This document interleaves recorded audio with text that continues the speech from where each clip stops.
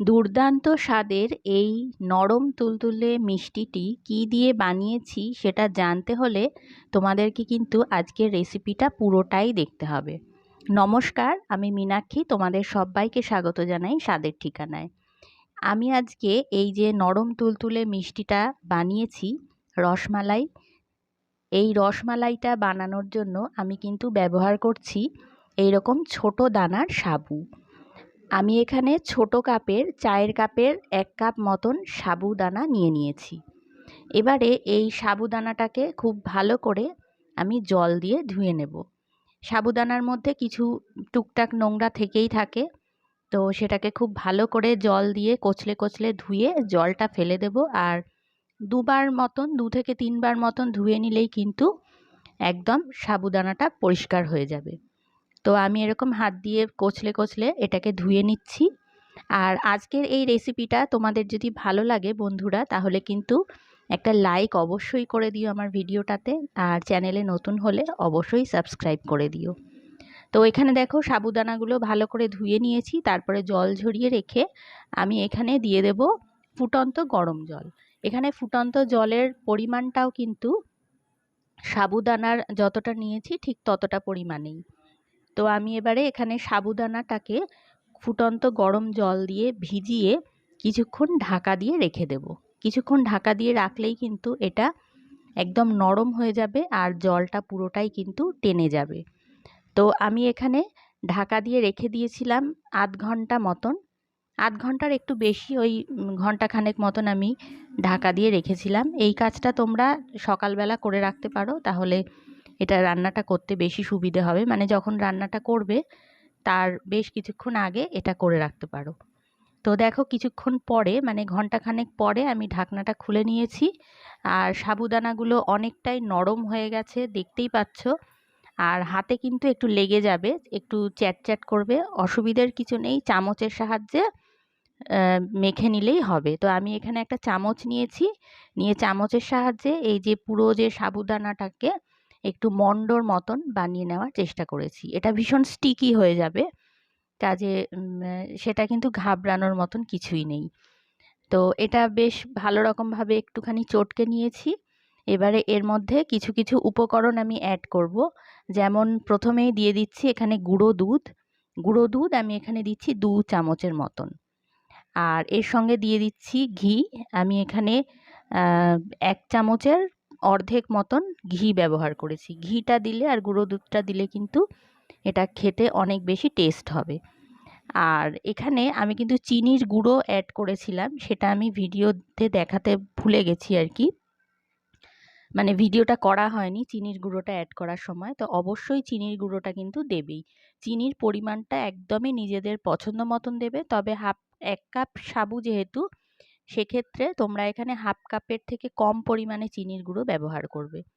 তো মণ্ডটা মোটামুটি মাখা হয়ে গেছে। এবারে আমি হাতে একটুখানি তেল মেখে নিয়েছি, চাইলে ঘিও মেখে নিতে পারো।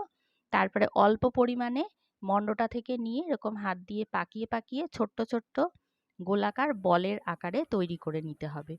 বা যে কোনো শেপ তোমরা চাইলে দিতে পারো, লম্বাটে শেপও দিতে পারো।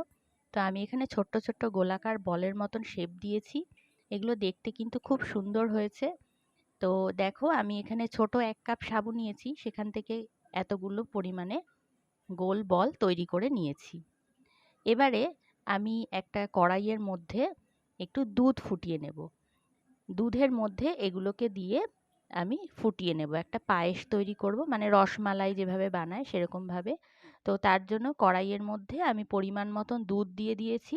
যতটা পরিমাণ দুধে এটা ভিজাতে চাইবে ততটাই দুধ দেবে। এখানে আমি বড় যে কাপ হয়, মানে কফি কাপ, সেই কফি কাপের 1 কাপের থেকে একটু বেশি পরিমাণ দুধ দিয়েছি।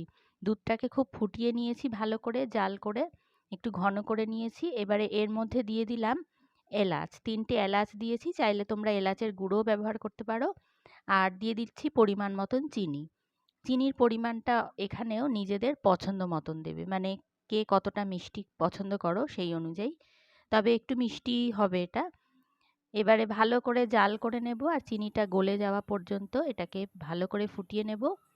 তো দুধটা যখন খুব ভালো করে ফুটে উঠেছে আর বেশ ঘন হয়ে এসেছে, তখন এর মধ্যে আমি দিয়ে দেব যে বানিয়ে রাখা সাবুর বলগুলো।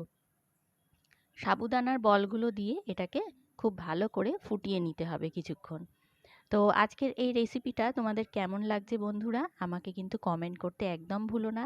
কমেন্টে অবশ্যই জানিও। আর আবারও বলবো, ভালো লাগলে বন্ধুদের সঙ্গে শেয়ার করতেও কিন্তু একদম ভুলো না। একে একে সবগুলো সাবুদানার বল আমি এর মধ্যে দিয়ে দিয়েছি দুধের মধ্যে।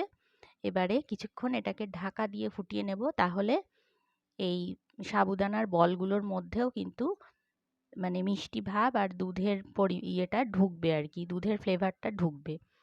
তো এবারে বেশ কিছুক্ষণের জন্য আমি এটাকে ফুটিয়ে নিয়েছিলাম ঢাকনা দিয়ে। এবারে ঢাকনাটা খুলে নিয়েছি, দেখো বলগুলো কিন্তু সাইজেও অনেকটা বড় হয়ে গেছে। এবারে এর মধ্যে আমি কয়েকটা স্যাফরন বা কেশরের সুতো ছড়িয়ে দেব। এতে ফ্লেভারটাও খুব সুন্দর আসবে আর একটা সুন্দর রং চলে আসবে আস্তে আস্তে। দুধটা যত জাল করা হবে ততই কিন্তু এই রংটা চলে আসবে, একটা সুন্দর হলদে রং চলে আসবে। আর এখানে কিন্তু তোমরা চাইলে পেস্তা কুচি, আমন্ড কুচি, কাজুর কুচি এইসব অ্যাড করতে পারো। যত ড্রাই ফ্রুটস দিলে মানে যত রকমভাবে এটার আর কি টেস্ট বাড়ানো যায় ততই ভালো হবে।